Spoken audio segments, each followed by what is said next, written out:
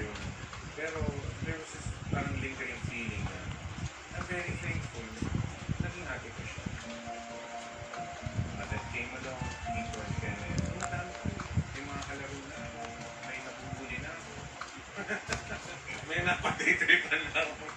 Na, pero sobrang thankful ako kay God na naging part ako ng buhay ko siya. So, parang Kasi ko dyan, looking mo ka.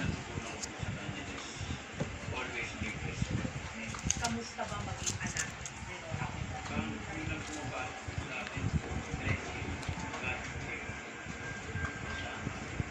Yung huling pagsasama namin ng mami ko, yung isa sa pinakamasayang experience ko sa akin.